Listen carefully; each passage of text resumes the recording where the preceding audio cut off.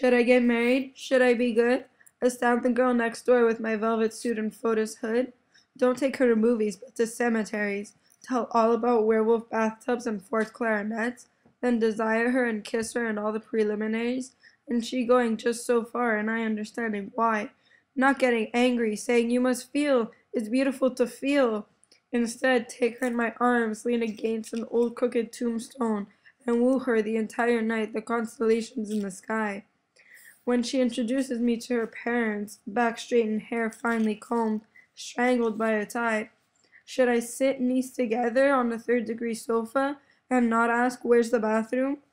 How else to feel other than I am, often thinking Flash Gordon's soap. Oh, how terrible it must be for a young man, seated before a family and the family thinking, we never saw him before, he wants our Mary Lou. After tea and homemade cookies, they ask, what do I do for a living? Should I tell them? Would they like me then? Say, all right, get married, we're losing a daughter, but we're gaining a son? And should I then ask, where's the bathroom? Oh God, and the wedding! All her family and her friends, and only a handful of mine, all scroungy and bearded, just waiting to get at the drinks and food. And the priest, he looking at me as if I masturbated, asking me, do you take this woman to be your lawful wedded wife? And I trembling what to say, pie glue? I kiss the bride, and all those corny men slapping me on the back. She's all yours, boy! Ha ha ha! And in their eyes you could see some obscene honeymoon going on. And then all that absurd rice and clanky cans and shoes, Niagara Falls, hordes of us, husbands, wives, flowers, chocolates, all streaming into cozy hotels, all going to do the same thing tonight. The indifferent clerk, he knowing what was going to happen. The lobby zombies, they knowing what. The whistling elevator man, he knowing. The winking bellboy knowing. Everybody knowing. I'd be almost inclined not to do anything. Stay up all night, stare at the hotel clerk in the eye, screaming, I deny honeymoon! I deny honeymoon!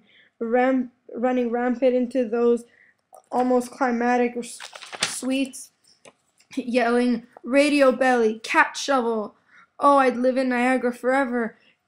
In a dark cave beneath the falls, I'd sit there, the mad honeymooner, devising ways to break marriages, a scourge of bigamy, a saint of divorce. But I should get married. I should be good. How nice it'd be to come home to her and sit by the fireplace and she in the kitchen, apron young and lovely, wanting my baby. And so happy about me she burns the roast beef and comes crying to me, and I get up from my big papa chair, saying, Christmas teeth, radiant brains, apple death. God, what a good husband I'd make. Yes, I should get married. So much to do, like sneaking into Mr. Jones's house late at night and cover his golf clubs with 1920 Norwegian books, like hanging a picture of Rimbaud on the lawnmower, like pasting Tanutuva postage stamps all over the picket fence. Like when Mrs. Kindhead comes to collect for the community chest, grab her and tell her there are unfavorable omens in the sky. And when the mayor comes to get my vote, tell him, when are you going to stop people killing whales? And when the milkman comes, leave him a note in the bottle.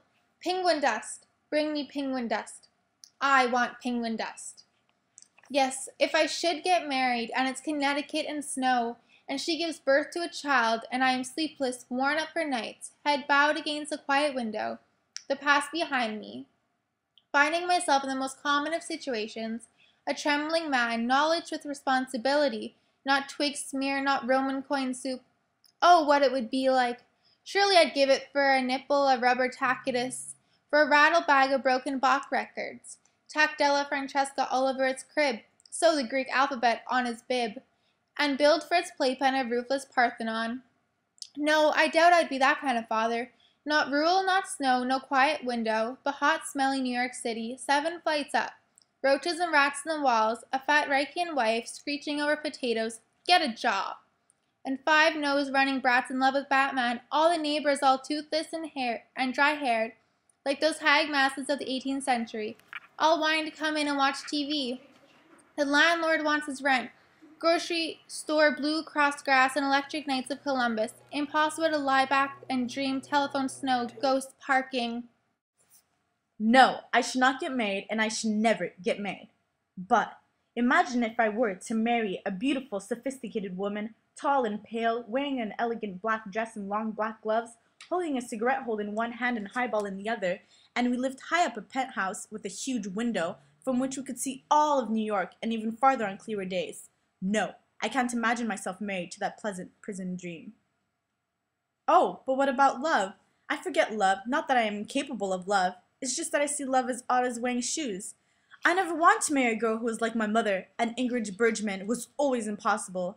And there may be a girl now, but she's already married. And I don't like men, but there's got to be somebody. Because what if I'm 60 years old and not married, all alone in a furnished room with pea stains on my underwear, and everybody else is married, all the universe made but me? Yet, well, I know that were woman possible as I am possible, then marriage would be possible. Like she and her lonely alien god waiting her Egyptian lover, so I wait, barefoot of 2,000 years and the bath of life.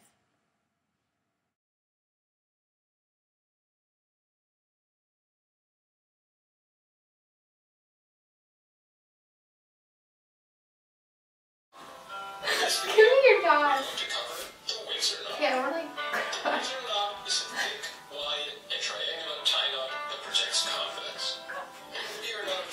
presentations, job interviews, courtroom appearances, and the like. Okay. It's best suited for spread collared shirts. Let's go. Like so. And go around the back again. Oh my god, I think I got it. Nice. And down through the Looking front. good. Now. Do you have work tonight? I do. Don't worry, I'm gonna take all this off. Okay. Yeah, look at it.